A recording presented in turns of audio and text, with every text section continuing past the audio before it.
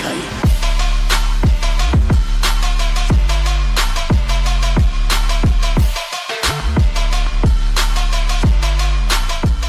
Samantala sa tabi ay mapapansin natin si Jack na pilit ginigising ang walang malay na si Miner dahil ang kanilang sitwasyon ngayon ay napakadelikado.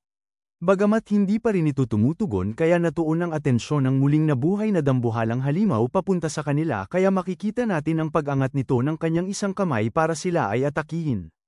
Sa pag-aalala, napasigaw si Debo kung ano ang ginagawa ni Jack. Kasunod nito ay ang kanyang mabilis na pagpunta sa kanilang harapan at pagpapalabas ng ilang pag-atake sa halimaw. At habang ina-activate nito ang kanyang skill para mas lalo siyang mapalakas gamit ng kanyang sandatang palakol ay pinagsabihan niya si Jack na sila ay magmadaling gumalaw. Na siya namang kaagad na sinunod ni Jack kaya mabilis niyang binuhat si Miner at nagpatuloy para tumakas habang patuloy na sinasangga ni Debo ang dambuhalang halimaw. Gayunpaman bago pa ang mga ito tuluyang makaalis ay muling tinawag ni Debo si Jack, pagkatapos nito ay ang kanyang pagsabi na siya na ang bahala sa mga bagay dito kaya nagpakiusap siyang alisin ang lahat kabilang na si Elle na ngayon ay walang malay sa kanilang kinaroroonan. Ito'y ikinagulat ni Jack at siya ay nagdalawang isip, pero makalipas ng ilang sandali ay sinunod niya ito kaya dali-dali niyang kinuha si Elle kung saan makikita natin ang kanyang pagtakas habang daladala ang dalawa sa kanyang magkabilang braso habang nagsasabi kay Debo ng patawad. Nalalaman na magiging malayo na ang mga kasamahan nito sa panganib, may tuwang isinaad ni Debo na sa wakas ay wala na siyang kailangang intindihin at maaari na siyang magwala. Kasunod nito ay ang kanyang walang pag-aalinlangan na pagsugod habang daladala ang kanyang nagliliwanag na palakol papunta sa halimaw para siya ay atakihin. Makalipas ng ilang minuto sa loob ng kuweba ay mapapansin natin ang nagmamadaling pagtakbo ni Jack kung saan siya ngayon ay hinihingal ng todo. Maya't maya pa ay ang pagkakaroon ng malay ni Miner, at dahil hindi niya alam kung ano ang mga tagpo ay natanong niya kung nasaan sila at kung ano ang nangyari kay Debo at sa halimaw. Bagamat hindi siya pinansin ni Jack at nagpatuloy lang sa pagtakbo kaya nagpumiglas si Miner at pag-alit na natanong kung nasaan si Debo at kung iniwan niya ba ito ng mag-isa. Hindi ito tanggap, pilit na nagutos si Miner na siya ay kanyang bitawan dahil hindi siya makakabalik kay Kiri kung iiwan lang siya nila ng ganito na lamang.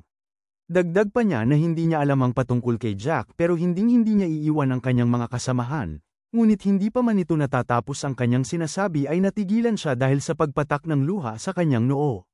At dito ay pansin niya na si Jack ay umiiyak ng todo dahil alam niyang hindi niya rin ito gusto pero wala silang pagpipilian. Pansin din nito ang panginginig sa kamay ni Jack at pagkatapos ay ang paghingi niya ng patawad dahil ito lang ang kanyang magagawa dahil hindi siya malakas at ayaw niyang masayang ang sakripisyo na ginawa ni Debo. Samantala habang itong lahat ay nangyayari, nasa loob ng isang panaginip ang ating bida. Kung saan habang mayroon tayong makikitang isang pyesa ng chess, mayroong boses ang nagsabi na mukhang si Elle ay nasa panganib. At dito ay mapapansin natin ang biglang paggising ni Elle na ngayon ay nakaupo sa isang lamesa na mayroong chessboard. Hindi alam kung ano ang mayroon, natanong ni Elle kung nasaan siya dahil kanina lang ay nasa loob siya ng kuweba. Sinagot siya ng boses na siya ay inimbitahan nito sa kanyang espasyo. Kasunod nito habang makikita natin ang isang misteryosong lalaking mayroong suot na kulay pulang manto sa kanyang harapan ay malugod niyang tinanggap si Elle sa pagsasabi na sa wakas ay nagkaroon din siya ng pagkakataon na makausap ang huling adventurer na si Elle. Dagdag pa nito na ang katawan ng ating bida ngayon ay unti-unting nanghihina dahil sa nararamdaman nitong mana shock kaya siya ay tuluyang mamamatay kung ito ay magpapatuloy.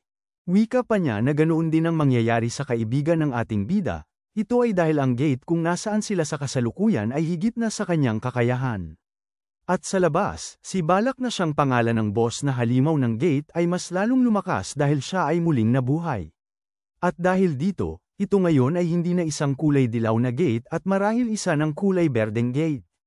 O posible ding mas delikado pa ito sa isang kulay asul na gate, kung saan makikita natin ang pag-iipon ng halimaw ngayon ng kulay asul na kapangyarihan sa kanyang bibig.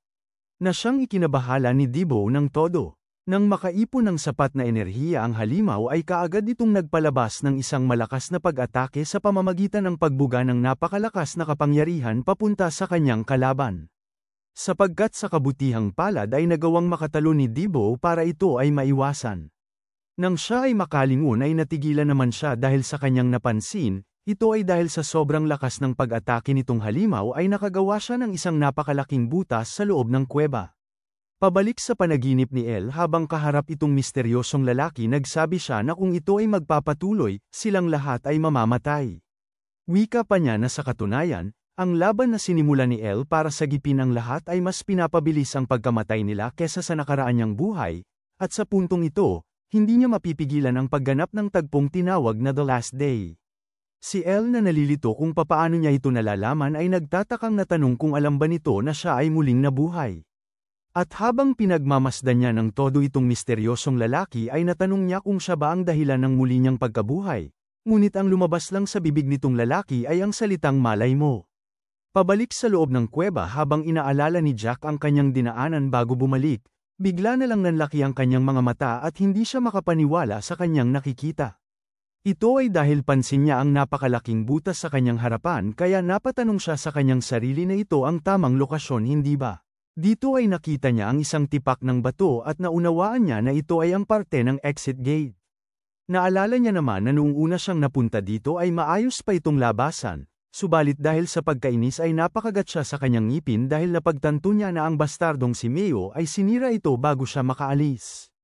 Nang bigla na lang inagaw ni Minor ang kanyang atensyon sa pagsasabi na huwag niya itong intindihin dahil wala na silang oras, at kahit na ang exit gate ay nasira, mayroon din namang panibagong gate ang magpapakita sa malapit. Subalit hindi pa man ito natatapos ang kanyang sinasabi ay pansin ng mga ito ang napakalaking pagsabog sa kanilang likuran. At dito ay nanlaki ng husto ang mga mata ni Minor sa kanyang nakikita. Ito ay dahil kasabay ng napakalaking pagsabog ay ang pagtilapo ni Debo kung saan pagkatapos ay pansin natin ang kanyang malakas na pagslide sa lupa. Nasisilayan nitong pangyayari, nagmamadaling lumapit si Jack papunta kay Debo para tingnan kung siya ay maayos lang.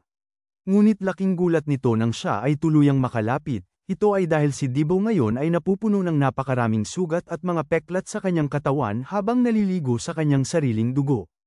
Lumipat naman tayo pabalik kay Elle kung saan natanong niya kung ano itong kanyang nakikita ngayon lang, samantala nagsaad lang ang misteryosong lalaki na kanyang kaharap na hindi mahalaga ngayon kung sino ang nagpabalik sa kanya sa nakaraan. Kasunod nito ay ang pagpapaliwanag niya na ang kanyang nakikita ay ang kasalukuyang nangyayari sa labas. Natanong ni Elle kung si Debo ay patay na ba, pero sinagot siya nitong lalaki na huwag siyang mag-alala dahil siya ay nabubuhay pa sa ngayon ngunit mamamatay siya di kalaunan. Hindi ito tanggap, nagsabi si Elle na dapat siya nitong tulungan. Ngunit tinitigil lang siya nitong misteryosong lalaki at nagsaad na hindi siya pwedeng direktang makialam.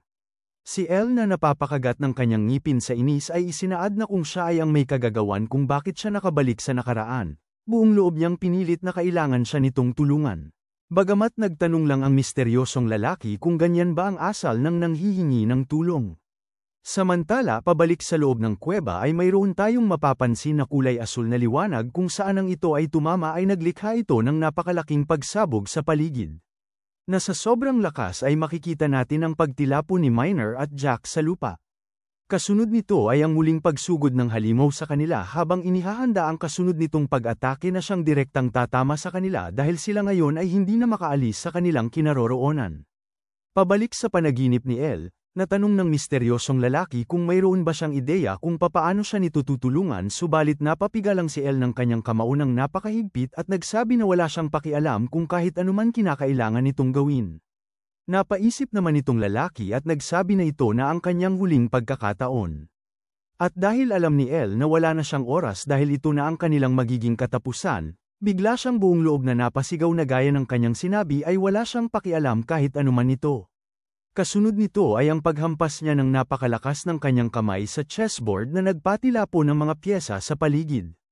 Nakikita itong pagiging seryoso ni Elle sa kanyang gagawin para maisagip ang buhay ng kanyang mga kaibigan, natahimik ng saglit ang misteryosong lalaki. At makalipas ng ilang sandali ay ang pagpitik niya ng kanyang daliri para ipalabas ang kanyang kapangyarihan sabay pagsang-ayon sa gusto ng ating bida upang siya ay tulungan.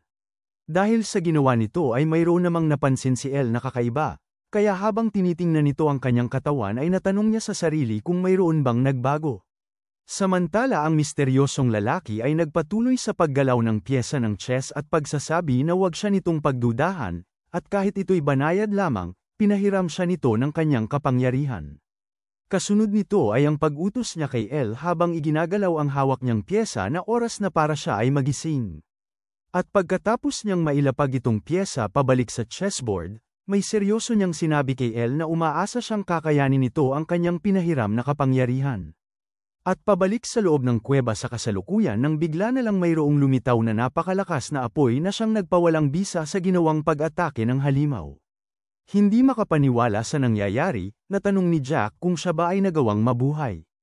Nang bigla na lang natuon ang kanyang atensyon sa kanyang harapan, ito ay dahil pansin niya ngayon si Elle na nagkaroon na ng malay habang napapalibutan ng kakaibang kapangyarihan, kung saan makikita natin si Elle na ngayon ay angat-angat ang kanyang isang kamay na nakatindig ng maayos habang kaharap itong dambuhalang halimaw.